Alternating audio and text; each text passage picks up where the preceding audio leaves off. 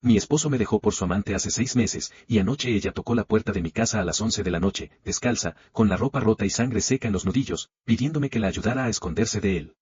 Me llamo Matilda y hasta hace medio año tenía la vida que cualquiera envidiaría en las fotos, aunque las fotos nunca cuentan la parte que realmente importa. Estuve casada con Damián durante 7 años. Nos conocimos en la universidad, en una clase de contabilidad que ninguno de los dos terminó usando en su trabajo, y desde el principio él tuvo esa manera de mirarme como si yo fuera la única persona en la sala, un truco que solo entendí que era un truco mucho después. Construimos una casa juntos, ladrillo por ladrillo, con un préstamo que tardamos años en pagar. Adoptamos un perro llamado Rocco. Planeamos un hijo que nunca llegó porque, según él, no era el momento, y yo le creí, porque cuando amas a alguien durante tanto tiempo dejas de hacer preguntas y empiezas solamente a confiar. Conocí a Dana en una cena de la empresa donde trabajaba Damián. Ella era nueva en el departamento de diseño, tenía una risa fácil y una forma de hablar que hacía sentir importante a cualquiera que la escuchara. Esa noche me elogió el vestido, me preguntó por mi trabajo, me contó que acababa de mudarse a la ciudad y que no conocía a nadie. Le dije que me escribiera si necesitaba algo. Le di mi número. Fuimos, durante unos meses, algo parecido a amigas.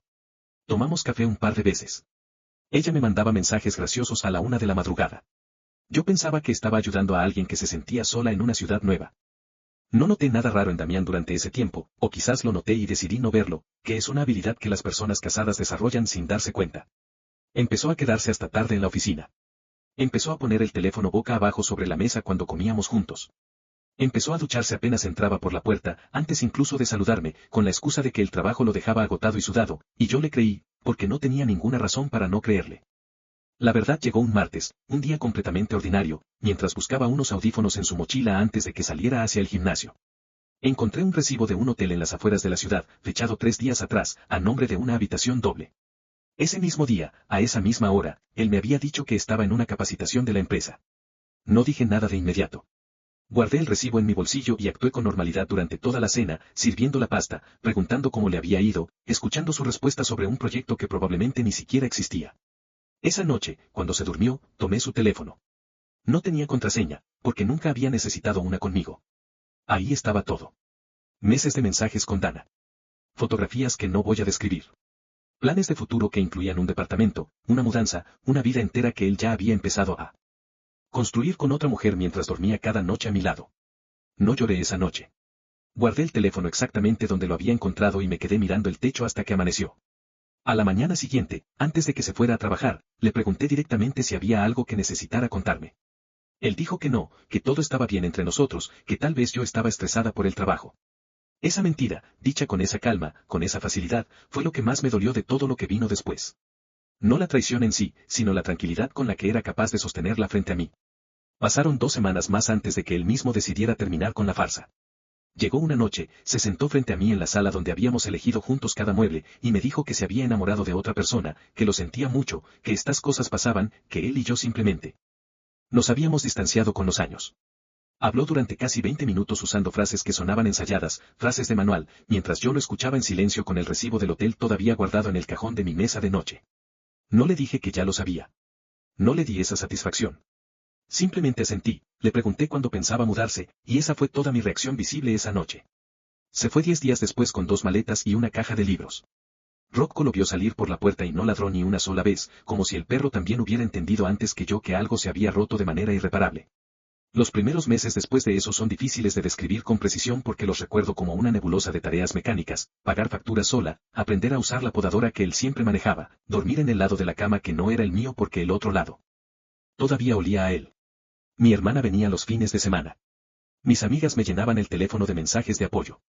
Fui a terapia por primera vez en mi vida, algo que nunca había considerado necesario hasta que descubrí que necesitaba a alguien que me explicara por qué seguía revisando el perfil de Dana en redes sociales a las 3 de la mañana como si buscara una herida que no terminaba de sanar. En esos perfiles vi la vida que ellos estaban construyendo. Fotos de viajes de fin de semana. Una mudanza a un departamento nuevo, más pequeño que mi casa pero decorado con un gusto que reconocí como el gusto de Damián, porque era exactamente igual al que había tenido conmigo. Vi comentarios de amigos felicitándolos.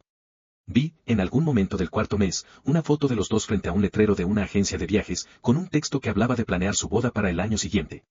Cerré la aplicación, borré mi cuenta esa misma noche, y decidí que ya era suficiente. Decidí que dejaría de mirar hacia esa dirección y empezaría, de verdad, a construir algo propio.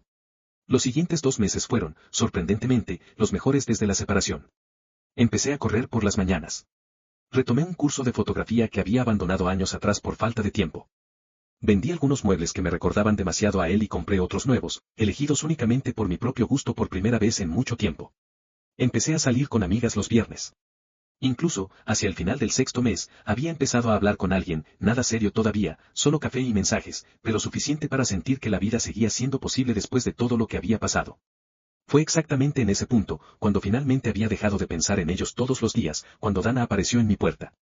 Al principio no la reconocí, no completamente, porque la mujer que estaba parada bajo la luz del porche no se parecía a la que sonreía en aquellas fotos de redes sociales. Tenía el cabello suelto y enredado, un moretón amarillento debajo del ojo izquierdo que parecía tener al menos una semana, y los pies descalzos sobre el cemento frío a pesar del viento, helado de esa noche. Sus manos temblaban. Me miró como si no estuviera segura de si yo iba a cerrarle la puerta en la cara, lo cual, en retrospectiva, hubiera sido una reacción completamente razonable de mi parte. En cambio, la dejé entrar. No le pregunté nada de inmediato.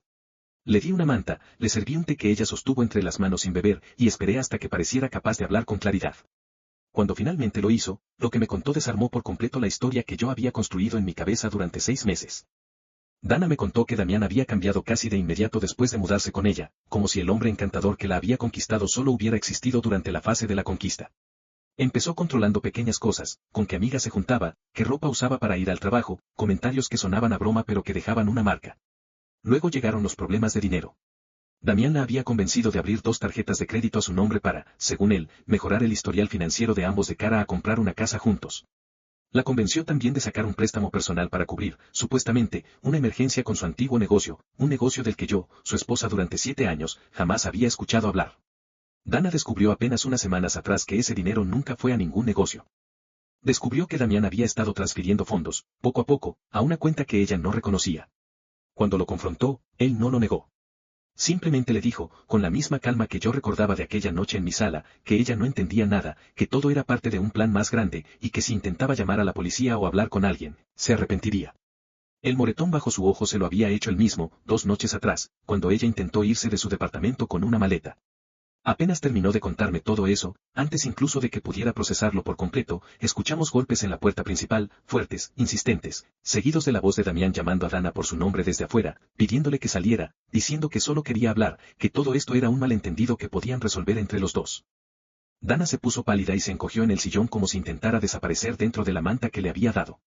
Le pedí que se quedara en la cocina, fuera de la vista de las ventanas, mientras yo me acercaba a la puerta sin abrirla. Le grité a través de la madera que si no se marchaba en ese instante llamaría a la policía, y su tono cambió de inmediato, de la súplica pasó a la amenaza, diciendo que yo no tenía ningún derecho a meterme en algo que no me correspondía, que Dana era suya y que esto no se quedaría así. Marqué el número de emergencias con las manos temblando mientras él seguía golpeando la puerta, y solo dejó de hacerlo cuando escuchó, a lo lejos, el sonido de una sirena acercándose por la calle. Para cuando la patrulla llegó, Damián ya se había ido, pero el eco de su voz se quedó flotando en la casa durante horas, y fue esa misma noche cuando Dana y yo entendimos que ya no se trataba solamente de reconstruir nuestras vidas por separado, sino de protegernos juntas de algo que ninguna de las dos podía enfrentar sola. La policía tomó una declaración breve esa noche, pero nos advirtió que sin pruebas concretas de una agresión reciente o de una amenaza directa documentada, había poco que pudieran hacer de inmediato más allá de dejar un registro del incidente. Esa respuesta, aunque frustrante, terminó siendo el empujón que necesitábamos para tomarnos en serio la idea de construir un caso sólido en lugar de esperar a que la situación se resolviera por sí sola. Fue entonces cuando decidimos, sin decirlo en voz alta pero entendiéndolo perfectamente entre las dos, que no bastaba con esconderse, que había que actuar. Escuché todo esto sintiendo una mezcla extraña de emociones que todavía hoy me cuesta nombrar con precisión. Había una parte de mí, pequeña y oscura, que sintió algo parecido a la justicia al verla ahí, rota, viviendo exactamente el infierno que ella había ayudado a construir para mí. Pero había otra parte, más grande, que reconocía en su rostro el mismo miedo que yo había sentido durante los últimos meses de mi matrimonio, cuando empezaba a notar grietas que no me atrevía a nombrar. Le pregunté por qué había venido justo a mí, entre todas las personas del mundo, y su respuesta fue simple, no tenía a nadie más en la ciudad, y yo era, según sus propias palabras, la única persona que sabía exactamente de qué era capaz Damián. Le ofrecí quedarse esa noche. Cerré la puerta con doble seguro, algo que no había hecho en meses, y dormí en el sillón para dejarle mi cama, aunque en realidad no dormí casi nada. Pasé la noche escuchando cada ruido de la calle, cada auto que pasaba más despacio de lo normal, preguntándome si Damián sabía dónde estaba ella, si sabía que había venido precisamente a mi casa, si en algún momento aparecería él también frente a mi puerta. A la mañana siguiente, con la luz del día y una taza de café de por medio, Dana empezó a hablar con más claridad. Me contó que, semanas atrás, revisando unos documentos en el departamento que compartían, había encontrado una carpeta escondida en el fondo de un cajón que Damián mantenía siempre cerrado con llave. La carpeta contenía copias de contratos de préstamos, extractos bancarios de cuentas que ella no conocía, y una serie de papeles con nombres de mujeres que ella jamás había escuchado mencionar. No eran nombres de amigas ni de compañeras de trabajo. Eran nombres asociados a direcciones, a números de cuenta, a montos de dinero que se repetían con una precisión que no podía ser casualidad. Al escuchar esto sentí que el piso se movía bajo mis pies, porque de pronto entendí que la historia que yo había vivido no era única, no había sido un accidente del destino ni una simple debilidad humana de un hombre enamorado de otra persona. Era un patrón. Le pedí a Dana que me mostrara fotografías de esos documentos si es que había alcanzado a tomarlas antes de huir, y ella, con las manos todavía temblando, sacó su teléfono y me mostró capturas que había hecho a escondidas apenas unos días antes. Reconocí uno de los nombres de inmediato. Era el nombre de una mujer con la que Damián había trabajado años atrás, mucho antes de que yo lo conociera, una mujer de la que él me había hablado solamente una vez, de pasada, diciendo que habían sido compañeros de proyecto y nada más. En los documentos de Dana, esa mujer aparecía vinculada a un préstamo de un monto considerable, solicitado apenas un año antes de que Damián y yo nos casáramos. Otro nombre correspondía a una cuenta abierta hacía apenas 2 años, con una dirección en un barrio al otro lado de la ciudad, un barrio que yo jamás había asociado con nada relacionado a mi esposo. Empezamos a investigar juntas esa misma mañana, con una determinación que ninguna de las dos esperaba sentir hacia la otra apenas 24 horas antes. Dana conocía la contraseña de una de las cuentas de correo de Damián, porque él, con la misma confianza ciega que había depositado en mí durante años, nunca se había molestado en cambiarla después de mudarse con ella. Entramos juntas, sentadas una junto a la otra en mi cocina, y empezamos a leer correos que ninguna de las dos hubiéramos querido leer nunca. Descubrimos que la dirección del barrio al otro lado de la ciudad correspondía a un departamento alquilado bajo un nombre falso, un nombre que Damián usaba, aparentemente, para comunicarse con al menos otra mujer más, una tercera persona de la que ni Dana ni yo teníamos ningún conocimiento previo. En los correos, hablaba con ella de manera muy similar a como me había hablado a mí en nuestros primeros años juntos, y muy similar también a como, según me contó Dana, le había hablado a ella al principio de su relación. Las mismas frases. Las mismas promesas de futuro. Incluso, en un correo fechado apenas 3 semanas atrás, mencionaba la posibilidad de mudarse pronto con esa tercera mujer, alegando que necesitaba, textualmente, un cambio de aire después de una relación reciente que lo había dejado agotado emocionalmente. Esa frase, escrita sobre Dana mientras todavía vivía con ella, mientras la controlaba, mientras le exigía dinero que ella no tenía, fue lo que finalmente hizo que Dana rompiera a llorar sin poder detenerse. No lloraba por mí ni por lo que me había hecho a mí. Lloraba, entendí en ese momento, porque finalmente comprendía que nunca había sido especial para él, que nunca había sido la excepción, que simplemente había ocupado un lugar en una fila de mujeres que Damián iba usando, vaciando y descartando con la misma frialdad metódica con la que otra persona organizaría una hoja de cálculo. Hubo un descubrimiento más, el que finalmente terminó de derrumbar cualquier idea que me quedara sobre quién había sido realmente el hombre con el que me casé. Entre los documentos más antiguos que encontramos en esa cuenta de correo, había un registro de un préstamo solicitado apenas 8 meses antes de que Damián y yo empezáramos a salir, a nombre de una mujer llamada Iris, con una dirección que correspondía a la misma ciudad universitaria donde nos habíamos conocido. Busqué su nombre esa misma noche y encontré, en un foro antiguo casi olvidado de Internet, un mensaje suyo de hacía casi 10 años, describiendo con detalle una relación que terminó de manera abrupta cuando descubrió que su entonces pareja le había vaciado una cuenta de ahorros que llevaban meses construyendo juntos para un viaje. No mencionaba el nombre completo de esa pareja, solo sus iniciales, pero coincidían exactamente con las de Damián. Entendí, leyendo eso a la 1 de la madrugada con Dana dormida en el sillón junto a mí, que yo nunca había sido la primera. Que probablemente ni siquiera había sido la segunda. Que el patrón que estábamos documentando entre las tres no había comenzado con ninguna de nosotras, sino mucho antes, posiblemente desde que Damián era apenas un estudiante que ya había aprendido, con una precisión aterradora, exactamente cómo hacer que una mujer confiara en él lo suficiente como para entregarle acceso a su vida entera.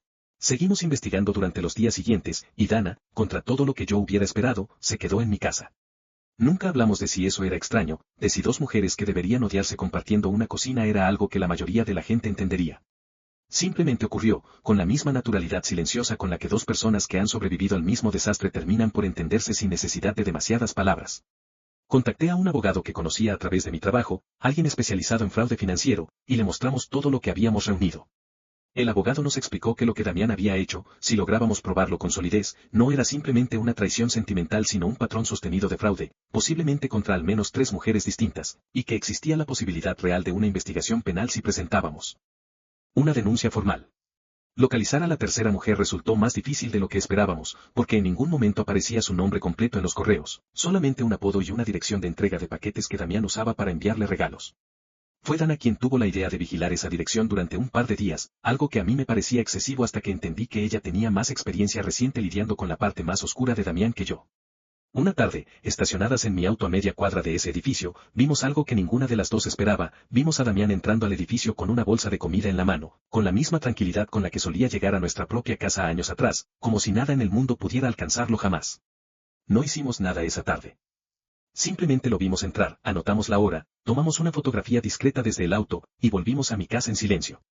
Fue esa misma noche cuando decidimos que ya teníamos suficiente para presentar la denuncia formal, no solo por el dinero, sino porque ambas entendíamos que, si no lo deteníamos ahí, existía la certeza casi absoluta de que habría una cuarta mujer, y luego una quinta, cada una convencida, como lo habíamos estado nosotras, de ser la única, de ser la excepción, de ser la persona que finalmente lo haría cambiar. Presentamos la denuncia una semana después, acompañadas por el abogado y con toda la documentación que habíamos reunido entre las dos. Fue un proceso lento, mucho más lento de lo que cualquier serie o película te hace creer que es la justicia, pero avanzó. La policía localizó a la tercera mujer, cuyo nombre resultó ser Renata, una enfermera de 32 años que, al enterarse de la verdad completa, colaboró de inmediato con la investigación, aportando registros de transferencias que Damián le había pedido bajo pretextos similares a los que había usado con Dana. Entre las tres, sin habernos conocido nunca hasta ese momento, logramos reconstruir un patrón que abarcaba casi 6 años de préstamos solicitados, cuentas abiertas a nombre de otras personas, y una suma total de dinero que, sumada, superaba con creces cualquier cifra que yo hubiera imaginado. Durante esas semanas de investigación hubo un momento que estuvo a punto de arruinarlo todo. Renata, asustada por lo que estaba descubriendo sobre su propia relación, cometió el error de confrontar a Damián directamente por teléfono antes de que tuviéramos toda la evidencia asegurada con el abogado. Él, apenas colgó con ella, empezó a borrar correos, a intentar cerrar cuentas y a mover el poco dinero que aún le quedaba disponible entre distintas plataformas para dificultar cualquier rastro. Pasamos una noche entera sin dormir, copiando y respaldando cada documento que teníamos antes de que él pudiera hacer desaparecer las pruebas por completo, enviándonos capturas de pantalla las tres a la vez en un grupo que habíamos creado apenas unos días antes, un grupo que empezó como una herramienta de supervivencia y que, sin que ninguna lo planeara, se convirtió en el primer espacio donde las tres pudimos hablar sin miedo de lo que él nos había hecho a cada una. Por suerte, gracias a esas copias hechas a tiempo, el intento de Damián por borrar su rastro terminó siendo, según nos explicó después el abogado, una prueba adicional en su contra, porque demostraba de manera clara que sabía exactamente lo que había hecho y que estaba dispuesto a ocultarlo a cualquier costo. Damián fue detenido un martes por la mañana, mientras salía de ese mismo departamento del barrio al otro lado de la ciudad, con la misma bolsa de comida de siempre en la mano. Me enteré por una llamada del abogado, no por él, porque después de la separación nunca volvimos a hablar directamente salvo a través de terceros y de mensajes breves relacionados con trámites legales de la casa. La llamada llegó justo cuando estaba preparando café en mi cocina, con Dana sentada frente a mí revisando anuncios de departamentos, porque para entonces ya había decidido que necesitaba un lugar propio, lejos de todo lo que Damián había construido a su alrededor, y yo la había ayudado a buscarlo sin que ninguna de las dos lo planeara conscientemente como una especie de reparación mutua. El proceso judicial que siguió duró varios meses más, con audiencias, testimonios y una cantidad de papeleo que ninguna de las tres imaginó al principio. Renata declaró con una claridad que impresionó incluso al propio abogado. Dana entregó cada capa de evidencia que había logrado reunir a riesgo de su propia seguridad. Yo aporté los primeros documentos, los más antiguos, los que probaban que el patrón no había comenzado con Dana ni con Renata, sino mucho antes, posiblemente desde los primeros años de nuestro matrimonio, cuando yo todavía confiaba en cada palabra que salía de su boca. Damián terminó siendo condenado por fraude en múltiples cargos, aunque la condena, como suele pasar con este tipo de delitos, resultó menor de lo que cualquiera de las tres hubiera considerado justo. Aún así, fue suficiente para que perdiera su trabajo, su libertad durante un tiempo, y sobre todo, la posibilidad de acercarse de nuevo a alguna de nosotras sin que eso implicara una violación directa de los términos de su sentencia. Durante el último día del juicio, sentadas las tres en la misma fila de la sala, sin planearlo, terminamos tomándonos de la mano cuando el juez leyó la sentencia. Fue un gesto extraño si uno lo piensa desde afuera, tres mujeres que en cualquier otra circunstancia se habrían visto como rivales, como enemigas, unidas en ese momento por algo mucho más fuerte que el resentimiento que en teoría deberíamos habernos guardado unas a otras. Después de la audiencia, salimos juntas a comer por primera vez sin la excusa de revisar documentos ni de planear ninguna estrategia legal. Simplemente comimos, hablamos de cosas sin importancia, y en algún momento de esa tarde, Renata soltó una broma sobre lo absurdo que hubiera sonado, un año atrás, decirle que terminaría siendo amiga cercana de las otras dos mujeres de la vida de Damián, y las tres terminamos riendo de una manera que ninguna había logrado en meses. Hoy, 6 meses después de aquella noche en que Dana tocó mi puerta descalza y sangrando, las cosas se ven completamente distintas a como cualquiera hubiera podido predecir. Dana tiene su propio departamento, pequeño pero enteramente suyo, elegido y decorado sin ninguna influencia de Damián. Renata y yo nos hemos visto un par de veces para tomar café, sin rencor entre nosotras, unidas por algo que ninguna esperaba compartir con una desconocida. Rocco sigue durmiendo en el lado de la cama que antes ocupaba Damián, como si finalmente hubiera reclamado ese espacio para él. Y yo, que pensé que la traición más grande de mi vida sería siempre esa, entendí con el tiempo que la verdadera historia nunca fue sobre un hombre que me dejó por otra mujer, sino sobre 3 mujeres distintas que ese mismo hombre intentó vaciar por completo, y que en lugar de eso, terminaron encontrándose entre ellas y devolviéndole exactamente lo que él pensó que jamás tendría que pagar.